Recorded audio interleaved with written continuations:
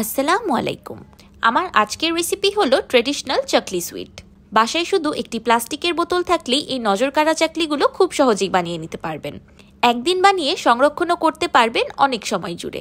এটি তৈরি করতে শুধুই লাগবে সবার ঘরে ঘরে থাকা মাত্র কয়েকটি উপকরণ। By the way, I am chef Ishika. Welcome to iFood channel. Chakli sweet বানানোর জন্য আমি প্রথমেই নিয়ে নিচ্ছি 100 গ্রাম বিন্নি চালের আটা।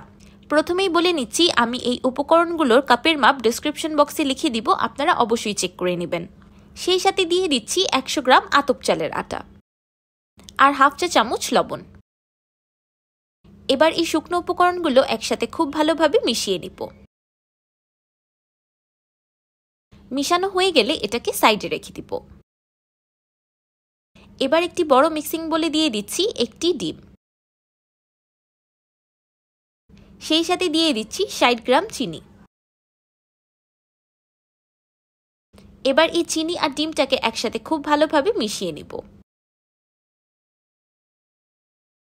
এবার দিয়ে দিচ্ছি 25 গ্রাম রুম টেম্পারেচারে থাকা আনসল্টেড বাটার। এবার এই বাটারও চিনি আর ডিমের সাথে খুব ভালোভাবে মিশিয়ে নিব। আমি আবারও একবার বলে দিচ্ছি, আমি এই উপকরণগুলোর কাপের মাপ ডেসক্রিপশন বক্সে লিখে দিয়েছি, আপনারা অবশ্যই চেক করে নেবেন।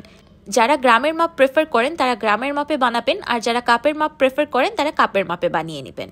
এবার দিয়ে দিচ্ছি 100 ml ফুল ক্রিম গরুর দুধ। এবার দুধটাকেও খুব ভালোভাবে মিশিয়ে নিব। দুধ মিশানো হয়ে গেলে দিয়ে দিব হাফ চা চামচ ভ্যানিলা এসেন্স। ভ্যানিলা এসেন্সটা দুধের সাথে হালকা মিশিয়ে নিয়ে দিয়ে দিব আগে থেকে তৈরি করে রাখা শুকনো উপকরণ। এবার সবকিছু একসাথে খুব ভালোভাবে মিশিয়ে চাকলির ডো তৈরি করে নিব। আমার কাছে এই পর্যায়ে কনসিস্টেন্সিটা খুবই বেশি লিকুইডি মনে হয়েছে, তাই আমি আরও 50 গ্রাম বিন্নি চালের আটা ও 50 গ্রাম আতপ চালের আটা অ্যাড করে নিয়েছি।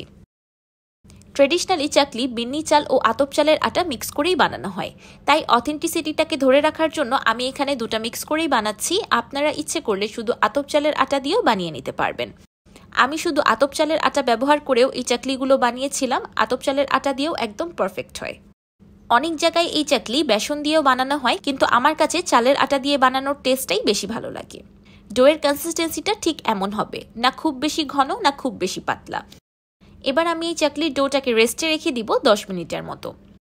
10 মিনিট পর ডোটা খুব ভালোভাবে রেস্ট হয়ে গিয়েছে।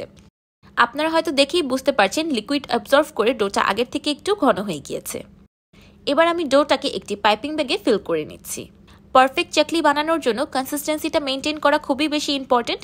ডোটা বেশি লিকুইডি হয়ে গেলে শেপটা ধরে রাখতে পারবে না, আর বেশি শক্ত হয়ে গেলে পরবর্তীতে চাকলিগুলোও শক্ত হয়ে যাবে। আমি আজকে চাকলি বানানোর জন্য প্লাস্টিকের বোতলের ব্যবহার করব। সেই জন্য আমি একটি প্লাস্টিকের বোতলের ক্যাপ স্টারের মতো করে কেটে নিয়েছি। আশা করছি আপনারা দেখেই বুঝতে পারছেন আমি কিভাবে কেটে নিয়েছি। এবার আমি পাইপিং ব্যাগে ফিল করে রাখা চাকলির ডোটা বোতলের ভিতর ফিল করে দিচ্ছি। আমি এই ক্যাপটিকে কাটার জন্য একটি নাইফের ব্যবহার করেছি। আপনাদের যেভাবে সুবিধা হয় আপনারা সেভাবে কেটে নিতে পারেন। আবার আপনারা ইচ্ছে করলে যে কোনো নজেলেরও ব্যবহার করতে পারবেন। আমি চাকলিগুলো বানানোর জন্য কিছু বেকিং পেপার স্কোয়ার আকারে কেটে রেখেছিলাম। এবার বোতলে চাপ দিয়ে স্পাইরাল শেপে বা জিলাপির মতো করে চাকলিগুলো বানিয়ে নিব। আপনাদের চাকলির ব্যাটারটা যদি বেশি লিকুইডই হয় তাহলে এই সময়ে শেপটা একদমই ধরে রাখতে পারবে না, আর ডিজাইনটা খুব সহজেই নষ্ট হয়ে যাবে। আর বেশি শক্ত হয়ে গেলে প্রথমত বোতল থেকে বের করতে খুবই বেশি কষ্ট হবে, দ্বিতীয়ত পরবর্তীতে শক্ত হয়ে যাবে। আমার চাকলিগুলো বানানো হয়ে গিয়েছে।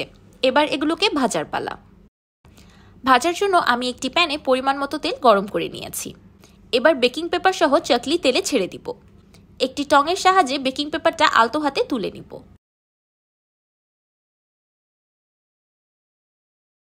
এবার চুলার মিডিয়াম টু লো হিটে আস্তে আস্তে সময় নিয়ে চাকলিগুলো ভেজে নিব। চাকলিগুলো তেলে ছাড়ার সময় তেলটা অতিরিক্ত গরম হওয়া যাবে না, আবার একদম কমও গরম হওয়া যাবে না। অতিরিক্ত গরম হলে বাহির থেকে খুব দ্রুত কালার চলে আসবে আর ভিতর থেকে কাঁচাই রয়ে যাবে। আর তেলটা কম গরম হলে চাকলির ভিতরে তেল অ্যাবজর্ব হয়ে যাবে, তখন চাকলিগুলো খুব বেশি অয়েলি হবে। এবার চাকলিগুলো উল্টে পাল্টে ভেজে নিব। আপনারা এখানে বেকিং পেপারের পরিবর্তে লেখালেখির কাগজ বা নিউজ পেপারও ব্যবহার করতে পারেন।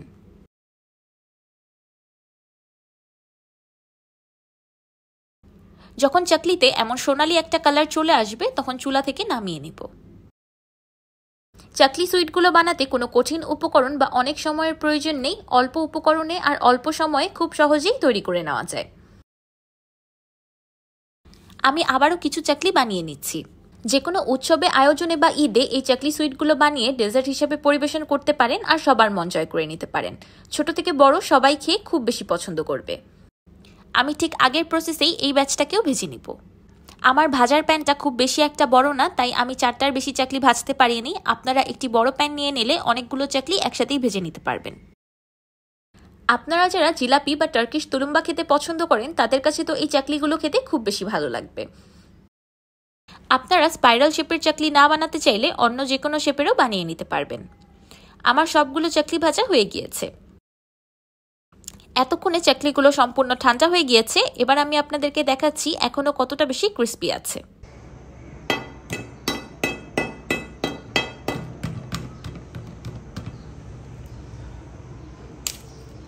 আপনারা এই পর্যায়ে চাকলিগুলোকে একটি এয়ারটাইট কন্টেইনারে করে স্টোর করে রাখতে পারবেন 2 সপ্তাহের উপরে।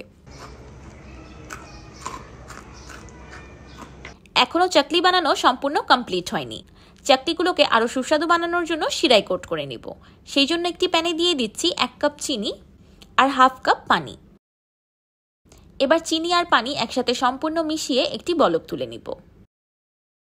শিরাতে বলক চলে আসলে দিয়ে দিব 1 টুকরো লেবুর রস। এই লেবুর রস শিরাটাকে স্টিকি না হতে সাহায্য করবে, কিন্তু তেমন কোনো টক ফ্লেভার আসবে না। এবার শিরাটাকে আরো 2-3 মিনিটের মতো জাল করে নিব। যখন শিরাতে কিছুটা মধুর কনসিস্টেন্সি চলে আসবে তখন চুলা থেকে নামিয়ে নিব। আমি শিরা একটি বাটিতে ট্রান্সফার করে নিয়েছি। এই পর্যায়ে শিরাটা হালকা কুসুম গরম অবস্থায় আছে। হালকা কুসুম গরম শিরায় চাকলিগুলোকে ডিপ করে নিব। বেশিক্ষণ ভিজিয়ে রাখা যাবে না, তাহলে চাকলিগুলো ভিতর থেকে সগি হয়ে যাবে। জাস্ট একবার করে চারপাশ ডিপ করেই তুলে নিব। আমি চাকলিগুলো শিরা থেকে তুলে একটি স্ট্রেইনারে নিয়ে নিয়েছি, এতে করে এক্সট্রা শিরাগুলো ঝরে পড়ে যাবে। তো তৈরি হয়ে গেল ক্রিস্পি জুসি চাকলি সুইট। এই চাকলি সুইটের মেইন আকর্ষণ হলো এগুলোকে ভেজে একটি এয়ারটাইট কন্টেইনারে করে সংরক্ষণ করা যায়। যখন ইচ্ছা তখন বের করে শিরায় কোট করে পরিবেশন করা যায়। এবার উপর থেকে পিস্তা বাদামের গুঁড়া দিয়ে ডেকোরেশন করে নিচ্ছি। আর সবচেয়ে মজার বিষয় হলো যদি ডেজার্ট হিসাবে খেতে না চান তাহলে স্ন্যাক্স বা সেভরি আইটেম হিসেবেও খেতে পারবেন। এবার আমি একটি চাকলি ভেঙে দেখিয়ে দিচ্ছি যে শিরাতে কোট করার পরেও কতটা ক্রিস্পি আছে।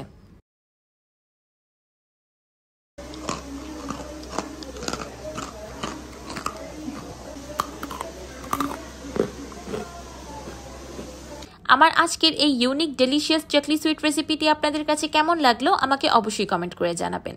ভিডিওটি ভালো লাগলে একটি লাইক দিবেন আর আমার চ্যানেল সাবস্ক্রাইব করে আমার চ্যানেলের পাশেই থাকবেন। আল্লাহ হাফেজ।